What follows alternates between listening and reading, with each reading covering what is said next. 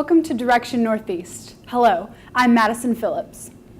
This program is a presentation of the Communications Department of NortheastState Community College. The Autism Science Foundation reports that as of 2014, 1 in 68 children in the U.S. has had an autism-related disorder. The actual disorder itself may not be becoming more common, but in 2012, the estimate was 1 in 88. Is autism on the rise? We'll meet our guests and start the discussion following these messages.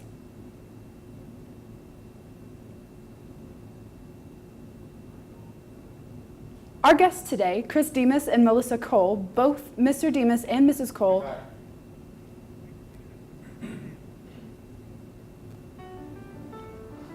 Going to college was a big decision, but when I graduate from Northeast State, I know I can have a career. Over half of our employees are graduates of Northeast State Community College. When we see Northeast State on an application, we always give that candidate a second look. Our company partners with Northeast State knowing that their students graduate as trained professionals that become our employees both today and into the future. Discover the career opportunities that await you. Northeast State Community College. Our guests today, Chris Demas and Melissa Cole, are both Mr. Demas and Melissa Cole are board members of Autism Society of America in East Tennessee chapter. Today, Direction Northeast will examine the most reported disabilities in our culture, autism. Chris and Melissa, thank you so much for being here. Let's start off with telling you a little bit about yourself. Well, my name is Chris Demas. I'm Dean of the Library here at Northeast State Community College, and I'm a board member for the East Tennessee chapter of the Autism Society of America. And I have a son who was actually diagnosed with high-functioning autism when he was 2.5, and he's 10 now. Yeah. And Melissa? I'm also a board member for the Autism Society of East Tennessee. I have a son with autism. He was diagnosed when he was 11, and he is now 20. And I'm also, because of that diagnosis, I've changed my career path, and now I'm a board-certified behavior analyst working with kids with autism and all kinds of disabilities. Awesome. So what exactly is autism? Well, autism is a disorder that's neurological and biological. They don't really understand the specific cause of it, but they're doing research, and hopefully we'll be able to have a little window into the cause of autism, hopefully soon in the years ahead. But autism is a wide spectrum of certain behavioral issues that a child is dealing with. And can you expand upon that, Melissa? Yeah. They may have social issues where they may not understand social cues, facial cues. They may not understand the way things are supposed to happen. They like to have routines. A lot of them like to have routines. Some of them are verbal, some are nonverbal. Like he was saying, it's a spectrum, autism spectrum disorder. So the spectrum is as wide as it is long, and they can fall anywhere on the spectrum from high functioning, which both of our children are high functioning, which means that they have the functional capabilities similar to a neurotypical kid, but they still have some of the deficits. But then there are the more severely affected children, which may be nonverbal. They may not interact as much and may not be quite as self-aware. So one of the biggest difficulty with autism is that wide spectrum. Yeah. So you have this, just this very large bucket, and you have some kids on one side and some kids on the other side, and it's very difficult. It makes it very difficult. So what are some specific personal challenges you guys have had to face over the years with a child with autism? Well, I think early on when my son was first diagnosed, the biggest thing was education. Me as a parent learning what the heck is going on, why is he doing certain things, what does this diagnosis mean for now, what does it mean in the future. That was the biggest thing for me. That's why I got connected with the East Tennessee chapter of the Autism Society. And I had the same issues, as well as trying to find local resources, and I think that's why I went to the Autism Society, because it's the only local resource that we have around here. And then with my son specifically, some of the issues with him especially were behavioral issues. he would be the kind of kid that if someone was playing with blocks next to him, if he thought they were doing it wrong, he would knock it down, and then that would start an altercation, you know? And that would happen like multiple times every day. So that's kind of why I changed my career path, because I saw that this was happening with my son. And once I got involved with the Autism Society and started seeing other parents, and I was like, oh, this is happening with a lot of kids, and there are very few resources here. You know, how can I help others that are in my shoes? So that's kind of the way it happened. Yeah, and the Autism Society gives us a sense of community, because we're dealing with kind of the same issues. So as parents, we're able to connect and kind of share those issues and share advice and kind of help each other cope with the daily aspects of having a child on the spectrum. Now, can you walk me through the process of having a child and like getting them screened to diagnosis? How does that process work? Well, the process usually starts out with the child's pediatrician. If they notice any sort of developmental delays. So for my son, they originally diagnosed him with PDD-NOS, which is pervasive developmental delay not otherwise specified. So it was kind of a generic thing, but it was an indicator that he was having certain delays. So then you can go to a developmental pediatrician or even a psychologist who can do more specific testing to be able to kind of refine that diagnosis and get a better indication of what might be going on. With my son, he got the late diagnosis. He was 11 before he got the autism diagnosis. So before that, when he was 3, he had to start daycare, and they were like, oh, he has behavior issues. You know that, right? And I was like, I kind of thought so. So I took him to the pediatrician, and they just diagnosed it as ADHD. And then from then to age 11, he went through several different diagnoses, bipolar, oppositional defiant disorder, obsessive compulsive, just all these different diagnoses and all these different medications. And then when he was 11, someone handed me a book and said, you need to read this. And it was by Temple Grandin, who is a very famous person with autism.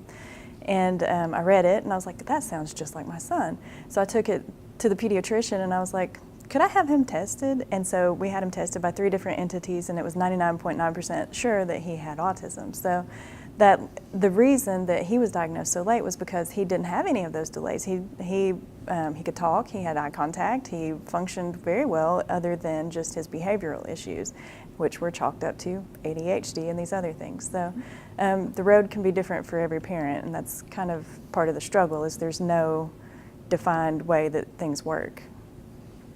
So in the Autism Society, did they contact you? Did you find them? How did you get involved in that? In my case, I found them, and that was the best thing I ever could have done, because they just they gave me that sense of community, as I mentioned before, but then they steered me in the right direction for education, so I could learn exactly what I was dealing with and what my son was dealing with. And I same thing. I sought them out. Basically just an online search, like looking for resources locally, and they were the only one locally, and I was like, oh, so hey, let's, check them out. And actually the office for that, for the Autism Society is in Knoxville. There's only one paid employee. She works in Knoxville, and she covers the 36 counties of East Tennessee, so from Chattanooga and Knoxville and all the counties eastward. So Chris and I are volunteer board members in the Tri-Cities, but we actually serve all of the counties of East Tennessee, which is a pretty big territory. So just finding their resources and learning that there are other parents, and then being able to talk to them, and like you said, the sense of community it's huge. When you feel like you're the only one going through this really unusual circumstance, it's really great to find out that you're not the only one. Yeah, sense of community is very important. And would you have any advice for someone who might be looking for something like the Autism Society or screening their child? Well, I would say definitely go on our website, and because we have a list of service providers and resources that they can use, and that's asaetc.org. That would be where I would go first to connect that way. Do you have any other suggestions? And just so that families know, we also provide all kinds of social outings. So like we rent out like the Kingsport Aquatic Center in the summertime, and it's a private event for our kids so that it's not as overwhelming, because a lot of the kids have sensory issues and things like that. Quantum Leap, the trampoline park in Johnson City, they do an activity for us where they turn off all the machines so it's not so loud, dim the lights. So we collaborate with other community partners to try to make events happen for our families. So that's something that's really important for our kids, because they get that social activity. Yeah. Yeah. So the education is obviously really important, but in order to help that sense of community, as Melissa was talking about, we organize all these events where families can get together and the kids can get together in a safe, nice environment for people on the spectrum, and they can make friends, develop relationships, and just have a great time. That sounds fantastic. It is. Yeah. So what are some misconceptions that you found while having a child and learning more about autism yourself? A lot of people think that we have spoiled kids and that we're bad parents. One instance I can think of is in the grocery store. Like you see a kid having a tantrum at the checkout line because they want candy, you're like, oh, okay, that makes sense, that's normal. But with our kids, like my son would run away and I couldn't find him, and he would be somewhere else in the store. I can't tell you how many times this happened, and he would just be screaming. And it was, I think it was, I don't know, sensory overload, the lights, the sounds, everything, but he was out of control. He couldn't stand it. He just could not control himself. And so that was not a tantrum, that's a meltdown. So there's a difference. A tantrum is when a child wants something. They're trying to manipulate you. With a meltdown, the child has no control over it, and if you're not used to that and you're in a public place and you see that happening, a lot of people will come up to you and say, as the parent with this child, they will say, well, he needs his butt whooped or something like that, and it's just like, you don't get it, and they think that they give you these horrible stares, and they don't understand what you're going through. So that's one of the biggest hurdles that I've faced, just trying to get the public, and I think that's part of our job is creating awareness. Like if you see that happening, the mom is having a bad time just as much as the kid, because neither one of them are communicating at that point. Yeah. I think that's the biggest piece that we have, is to educate not only ourselves as parents, but to educate the general public, so that as humans, us all living together, we can all kind of understand what this is, and to create a more accepting environment for the kids. Now, Melissa, you had mentioned sensory overload. What exactly does that mean, and does that entail? One of the best ways I've heard it described, these kids just have sensory issues. There's a disorder, sensory processing disorder. It's kind of like where they just can't, there's too much going on and they can't process it all at once. Maybe they have a lower processing speed. But one of the best ways I've heard it described is, imagine yourself in the car in rush hour traffic, and your kids are in the back screaming, and your radio's up all the way, and the windows are up, and your air conditioner's out, and it's 95,000 degrees outside, and there's a fly flying around, and you're stuck in traffic. Now, for me, that would be sensory overload. You've got to at least turn the radio off or roll down the window. Something's got to give. With these kids, they're in that situation, but they don't know to roll the window down or turn the radio down or whatever. They don't have that regulation ability. So that's part of what we teach in some of our classes, how to teach the kids to self-regulate. So maybe get a sensory toy and play with it, a fidget, something to help relieve the pressure, the anxiety. A lot of kids have anxiety because there's so much going on and they can't control it and they don't know how. And so that's the best way I know to describe it. Yeah, absolutely. And to add more to the sensory issue, so Melissa's exactly right, but even more so, there's sensory issues involving like the texture of foods or even clothing. I know my son has a real problem wearing blue jeans because of the way it feels on his skin. So it's a very, very complex problem. What are some other maybe terms or things that are autism specific that you could help educate the public with? Like sensory overload or something like that? Well, that's the biggest one I think Yeah. that the child deals with. But as we were saying before, there's like so many pieces to this puzzle that it's really hard to pin down, because every child is different. Even though they have that autism diagnosis, the symptoms that appear can sometimes be just totally different from one another. So as Melissa was talking about how you have some kids who are nonverbal and some kids who are verbal, but it's more complicated than that. So one kid might have a problem with sensory issues. Another kid may have echolalia, which is the repeating of words or phrases that they hear. So it's very, very complex. Fixations are another thing. A lot of kids will have these fixations. They become, I guess, obsessed with a certain topic. For my son, and it changes over the years, but for my son it started out with Egypt and the pyramids of Egypt, and he wound up knowing everything, and it's like they obsess over it and they want to learn. They want you to teach them everything about this topic, and then it'll change to a different topic. And so the best thing that I can say is be understanding of those topics. That's the only thing they're going to talk about. So if you can, as a teacher, incorporate those topics into your teaching strategies, like for instance, if you have 3 pyramids and 4 pyramids, how many total pyramids do you have? You know, that will get their attention, whereas, you know, other things won't. But the fixations, just understanding that they are part of their life and they probably won't go away, but if you could harness that into a productive thing. For instance, there's a kid I know who's just graduated high school. He has autism and he's obsessed with elevators. And I saw him at the grocery store the other day. He's the checkout boy, the bag boy. And I was like, hey, how are you? And he's like, good. Did you know they have a new elevator over at the blah, blah, blah building? And I was like, oh, no. And he's like, yes, it's an Otis blah, blah, blah, and gave me all the specs and everything.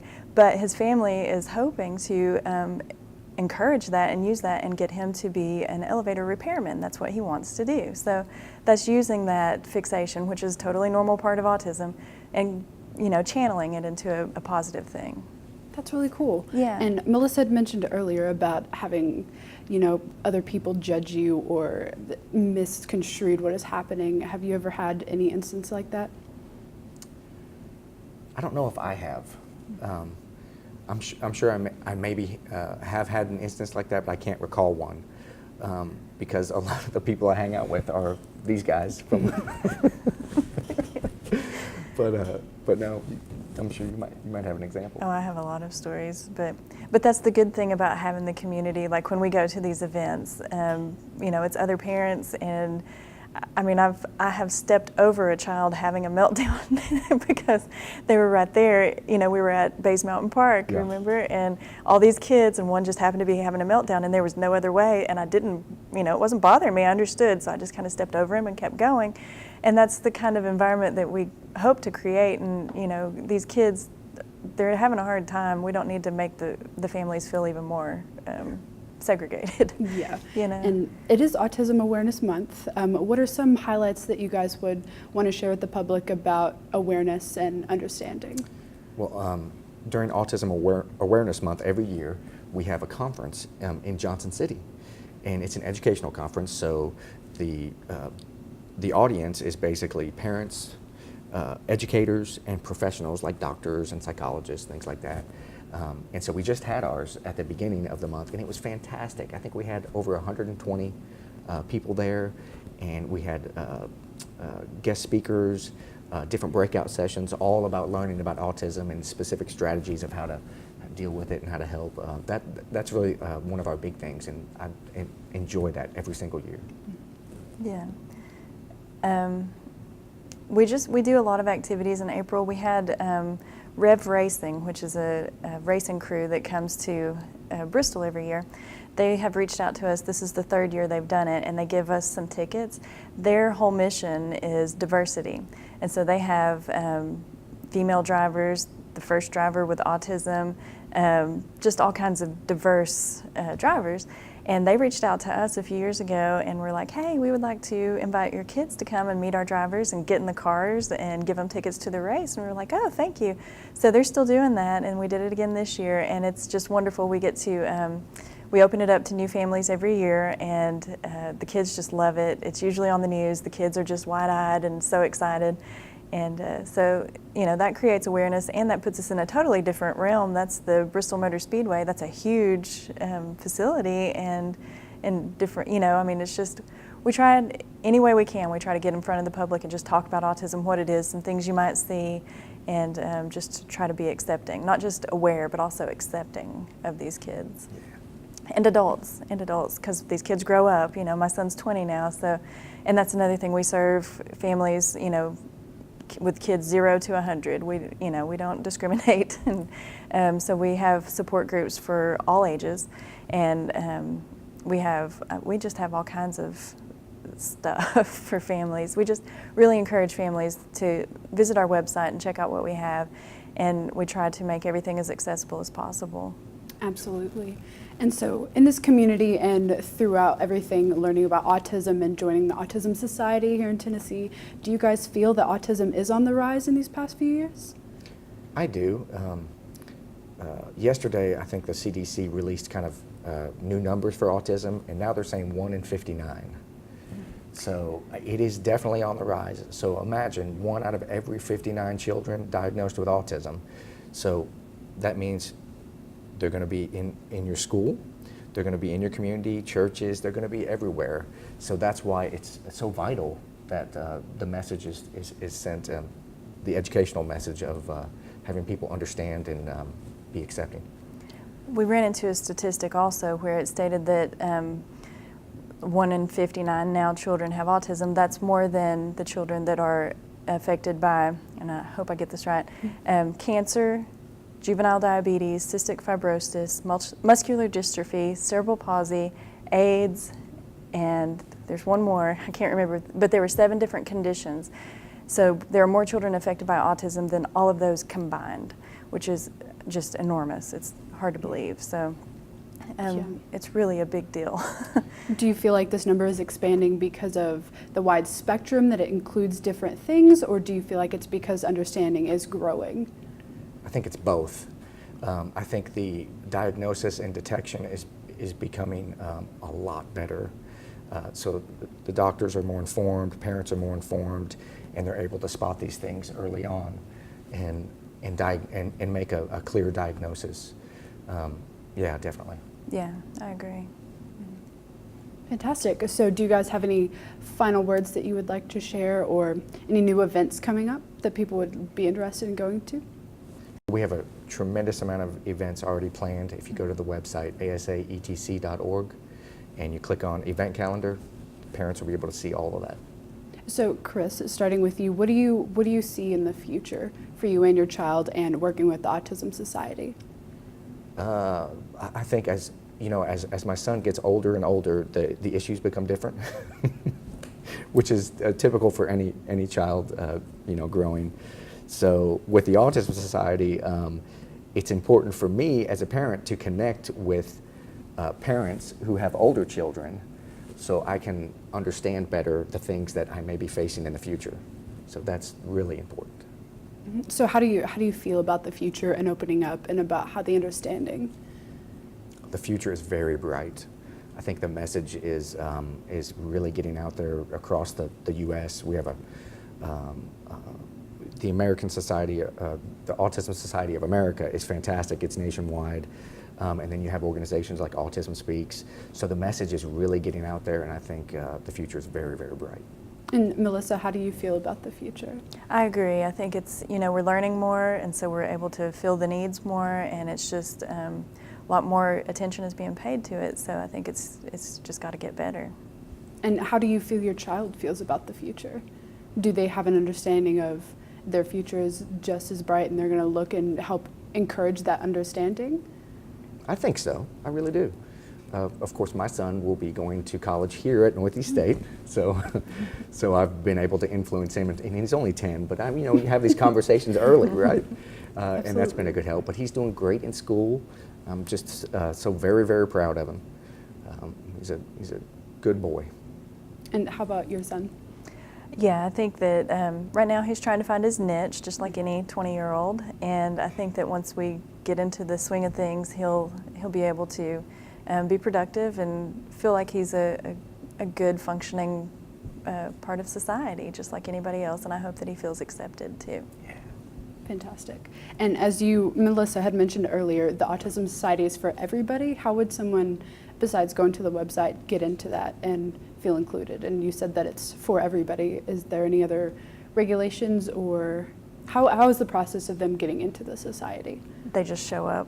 Just show up? We don't, we're the Autism Society of East Tennessee, but we're one of the only organizations locally at all. So we have families that come from Virginia and North Carolina and even Kentucky to some of our events, and we don't check IDs. They just tell us, you know, that's how we know. But that's fine. We don't care. And we're all inclusive. So if a child wants to come and they don't have autism, but they have some other disability or some other ability, we're all inclusive. We don't care. We want everyone to enjoy these sensory-friendly activities that we offer, and it's really good for our kids to interact with all kinds. So, you know, we're very inclusive. All they have to do is just show up. Fantastic. Yeah, the sense of community is very apparent, and you guys seem very passionate, and I'm sure the future is absolutely bright. So, do you guys have any feelings or specific memories that you'd like to share about going through the whole process of your child from birth to today, starting into college and being a young 10-year-old? I think for me, the hardest thing was the fear, because you're like, oh, what do I do with this?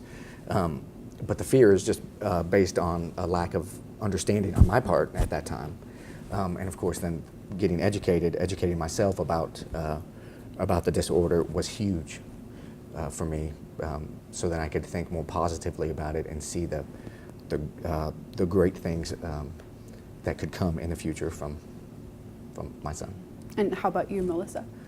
The same thing. I mean, just the process of learning, you know, it's taken this long for me to understand what I know now, and there's so much more to even learn. So it's a learning process for everyone involved, not just for me, but also for the teachers and for the like the church groups and everybody. It's just memory-wise, it's just a lot of learning basically, and adapting and being flexible, because we have to be flexible. They can't. So. So, do you have any final thoughts and words on the autism or the Autism Society that you'd like to share? Well, I would like to say that autism is around us everywhere, and the numbers are increasing. And so it's just, again, it's important for us as human beings to get together and to just be as understanding as possible, so that we can respect each other and acknowledge the dignity of every human being. Fantastic. And Chris and Melissa, thank you so much for coming today and talking about the Autism Society and your personal experiences. Thank you so much. And thank you. And we'll be back in just a moment to wrap up Direction Northeast. Hi, I'm Michelle. I'm a wife, a mother, and a student pursuing my dreams. I came back to school with a passion to help people. Came back to Northeast State to study electromechanical, because I like working with my hands. To be a producer. At 64, I'm a student and an entrepreneur. Wherever you are and whenever you're going, we are here to get you there at Northeast State. That concludes the program for today. We talked with Chris Demas and Melissa Cole, board members of the Autism Society of America, the East Tennessee chapter. Community is very important to the students at Northeast State Community College, and this program takes a look at the few of the subjects that they find important. Until we meet next time, on behalf of the students, staff, and faculty of Northeast State Community College, I'm Madison Phillips, and this is Direction Northeast.